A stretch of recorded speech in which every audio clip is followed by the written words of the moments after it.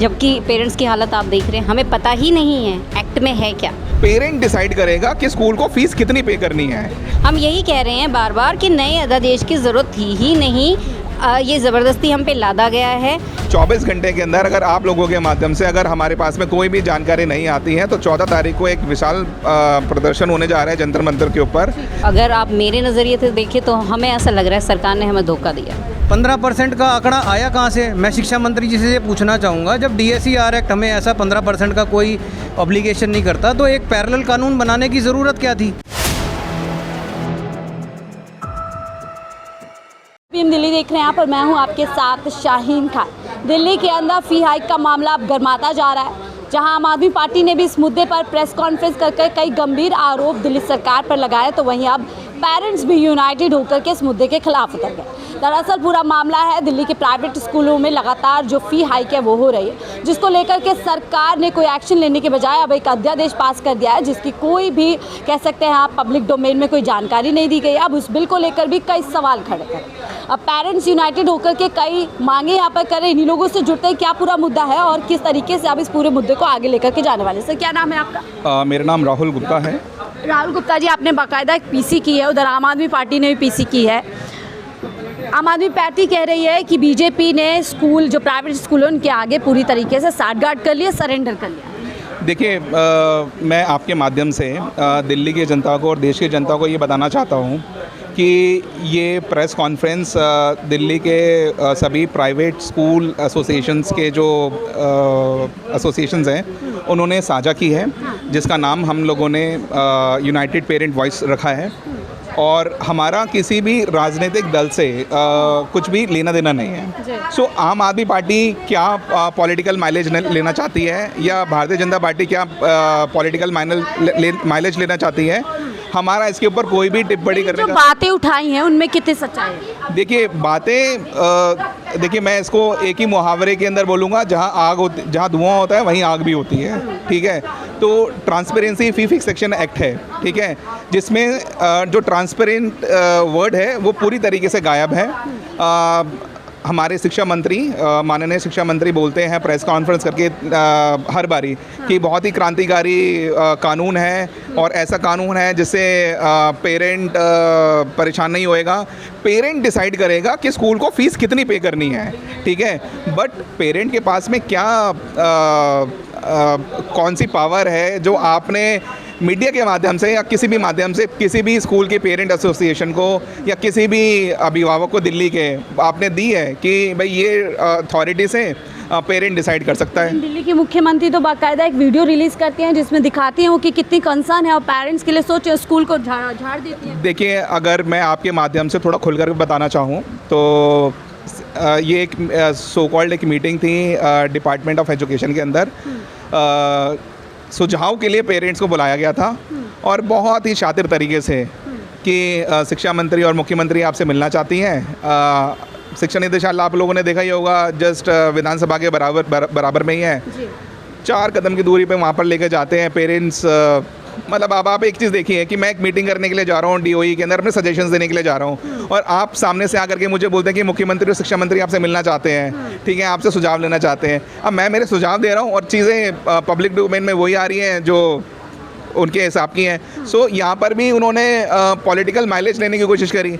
सो जिसको हम बोलते हैं कि बयानों को गलत तरीके से तोड़ मरोड़ कर दिखाया गया। So that is simple as that. क्या इसको क्या कहेंगे? पेरेंट्स को धोखा दिया जा रहा है, एक तरफ स्कूल मनमानी कर रहे हैं, दूसरी तरफ इस तरीके से बात। देखिए, दिल्ली के इंडिविजुअल पेरेंट एसोसिएशंस को आप जाइए, देखिए 11 स्कूल को इन्होंने शो कॉज नोटिस दिए।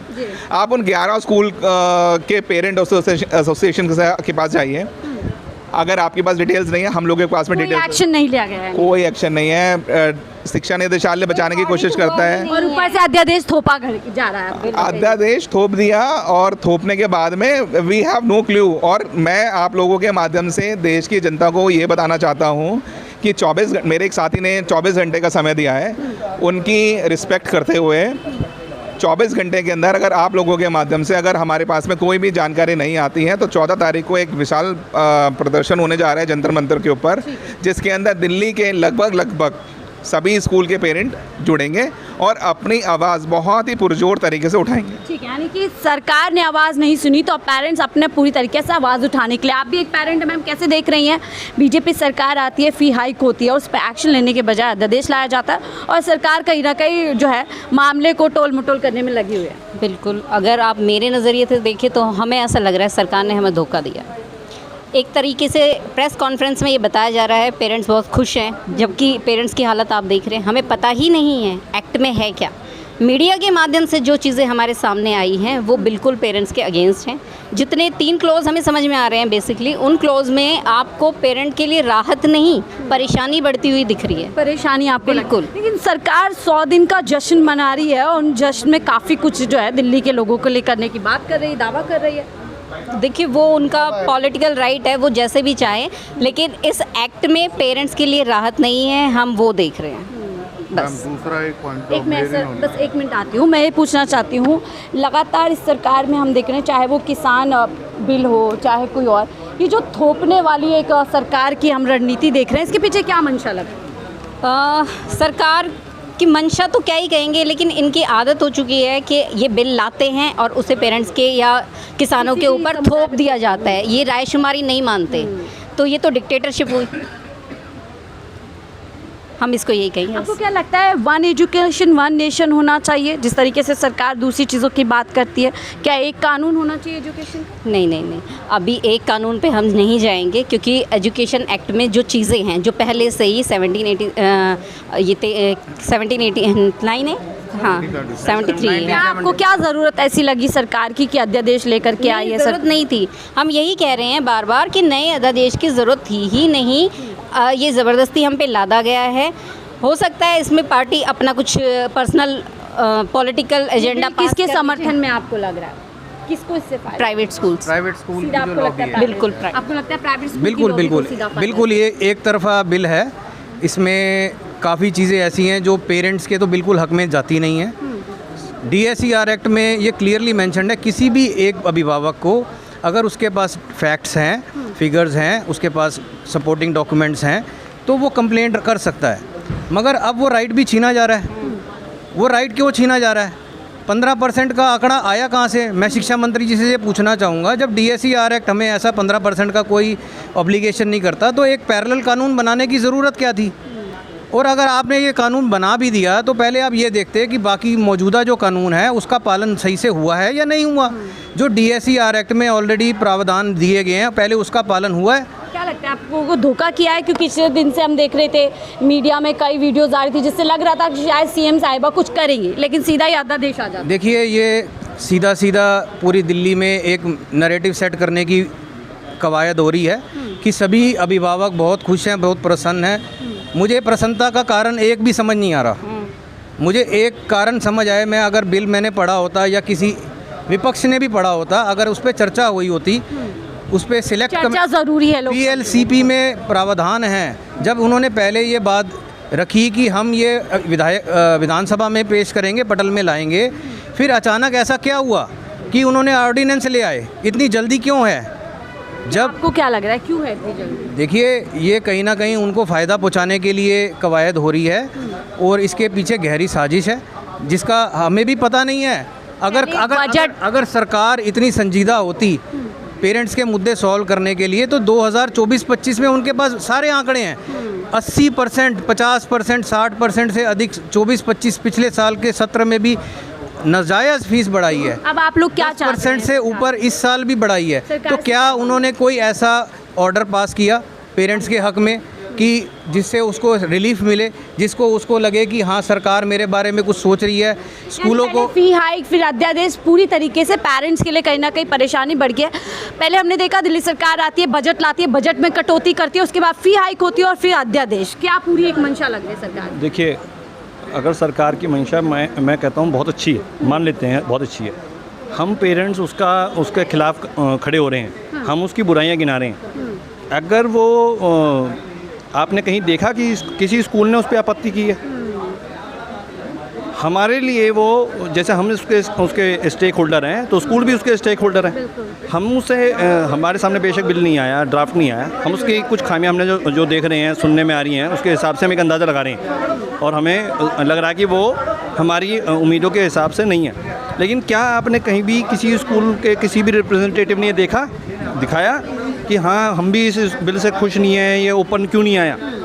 इसी से आपको लग जाता है, उन्हीं को दिमाग में रख के पूरा अध्यादेश बनाया गया। आप इसी से अंदाज़ा लगाइए कि जब उसका एक पक्ष असंतोष जाहिर कर रहा है तो दूसरा पक्ष असंतोष जाहिर क्यों नहीं कर रहा है? हम नाराज़ हैं, बिल अभी तक डोमेन में आया नहीं है। तो हम वही, आप इसी से लगाइए कि अगर बिल नहीं है और हम उससे नाराज़ हो रहे हैं, डर रहे हैं, तो स्कूल्स हैं उनके प्रशासन वो क्यों नहीं डर रहे हैं? इसका मतलब कहीं ना कहीं ऐसा उन्हें संकेत है कि ये बिल पेरेंट्स के खिलाफ और आपके पक्ष में है। तो अब आप लोग किस तरीके से इस लड़ाई को आगे लेकर के जाएंगे? देखिए, अभी हमारी फ़िलहाल में 2 स्टेप्स पे हम कर रहे हैं। अभी हमने जो ये प्रेस कॉन्फ्रेंस की है और मीडिया में आए हैं, तो हमारे पास 3 हम उसकी डिमांड रख रहे हैं कि हमारे इसको जो है ड्राफ्ट को, जो उसको ऑर्डिनेंस को अभी सस्पेंड करें और उसको पब्लिक डोमेन में लाएं, स्टैंडिंग कमेटी बनाएं। और सॉरी मैं इंटरप्ट कर रही हूँ कि बीजेपी सरकार की प्रायोरिटी में एजुकेशन है, क्या उसको उतनी ज़्यादा प्रायोरिटी दी जाती है सरकार की? देखिए, वो तो मैम देखिए, हम राजनीतिक लोग तो हैं नहीं, सरकार की क्या मंशा है या सरकार की प्रायोरिटी है वो हम नहीं सेट कर सकते। नहीं, एक आप दिल्ली के नागरिक के तौर पर या फिर आप पूरे देश में सरकार देख, लेकिन हम ये मानते हैं कि जिस तरीके एजुकेशन को उतनी तवज्जो देती है बीजेपी सरकार। देखो, अभी खैर नई सरकार आई है, हम उस तरीके से तो अभी नेगेटिव नहीं देख सकते, लेकिन हाँ एक पॉइंट है उसमें कि अगर वो इसको पॉजिटिव वे में अगर एजुकेशन को ले रहे होते और वो चाहते कि बच्चे पढ़ें, तो इस बिल को, इस ड्राफ्ट को इस तरीके से नहीं लाते। और अगर वो अच्छा लेके आए हैं तो पब्लिक डोमेन में गर्व से लाते, भरोसे से लाते। तमाम बिंदुओं को सुना जाता, समझा जाता और पेरेंट्स की भी राय ली जाती। लेकिन सरकार जिस तरीके से पूरी तरीके से यहाँ पर अध्यादेश लेकर आ गई, उसको लेकर के काफ़ी पेरेंट्स जो नाराज़ है और अब पूरी तरीके से सरकार के खिलाफ मोर्चा खोलने के लिए तैयार है। फिलहाल इस रिपोर्ट पे इतना ही। देखते रहिए 4PM दिल्ली। सरकार आती है और फी हाइक होती है, पहले बजट भी में भी कटौती होती है, मंशा क्या है बीजेपी सरकार? मेरा नाम गीत सेठी एडवोकेट है, मैं एक पेरेंट हूँ।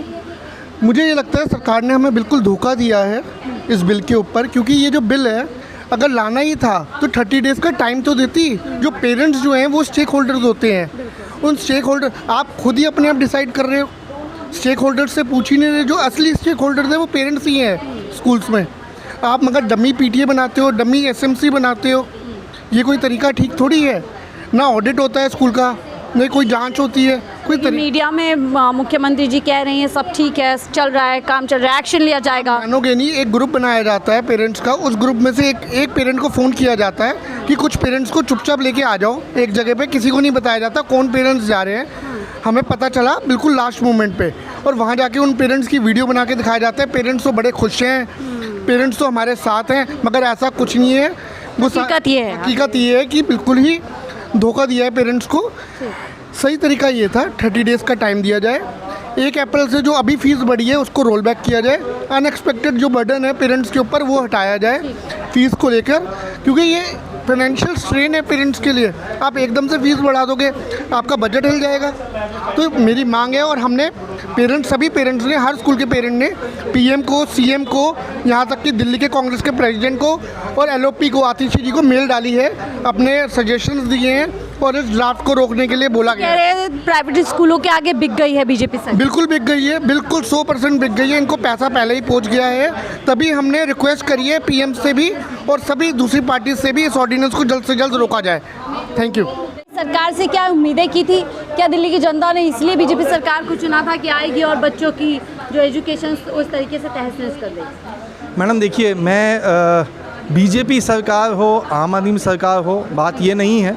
बात सिर्फ ये है कि ये जो शिक्षा का एक व्यापार चल रहा है, ये आज से नहीं चल रहा है। ये शिक्षा का व्यापार कई सालों से होता है, लेकिन अभी अचानक से कुछ ऐसा हुआ है कि हमें सरकार की मंशा पे, उस पर हमें कहीं ना कहीं एक डाउट लगता है कि भाई आपको अब सब कुछ ठीक चल रहा है, या तो आप बिल लाना था लाइए, आप उसको अभिभावक को दिखाते, आप उसको विधानसभा के पटल पे रखते, चर्चा करते, डिबेट करते। आपने सीधा एक ऑर्डिनेंस ले आया, इसका मतलब आपने हमारे ऊपर वो बिल थोप दिया है। क्या धोखा दिया है पेरेंट्स को? क्योंकि एक तरफ वो दिखा रही है मीडिया में कि पेरेंट्स खुश हैं और हम एक्शन लेंगे इसके खिलाफ। देखिए, मैं एक ही चीज़ कहूँगा, मीडिया में जो भी नैरेटिव चलाया जा रहा है कि पेरेंट्स खुश हैं, ये बिल्कुल गलत नेगेटिव है। कोई पेरेंट्स खुश नहीं है। जो पेरेंट्स ये बयान दे रहे हैं कि वो खुश हैं, मैं उस पेरेंट्स से पूछना चाहूँगा कि क्या आपको बिल की जानकारी है? अगर आपको बिल की जानकारी है तो आप सामने आओ, मेरे साथ डिबेट करो। मैं उनको डिबेट के लिए आमंत्रित करता हूँ। जो भी पेरेंट ये कहता है कि मेरे को पता है या मैं इस बिल से खुश हूँ, ठीक है, आप खुश हैं, कोई बात नहीं, आप आइए ना। जब हमें दिखाया नहीं गया, आपको दिखाया गया, तो या तो आप सरकार के कुछ नज़दीकी होंगे या फिर कुछ ना कुछ आपके अंदर कुछ मैनेजमेंट की गई है। किसको फ़ायदा इस बिल के ज़रिए पहुंचाने को? सिर्फ प्राइवेट स्कूलों को फ़ायदा है, ऐसा हमें लगता है, और हमारी आवाज़ को दबाने का एक कोशिश की जा रही है। ये हमें इस बिल के माध्यम से ऐसा लगता है, क्योंकि ये भी जानकारी हमें सिर्फ मीडिया के माध्यम से आई है। HT न्यूज़पेपर में आया था कि उनके पास बिल की कॉपी है, हमारे पास कोई कॉपी नहीं है।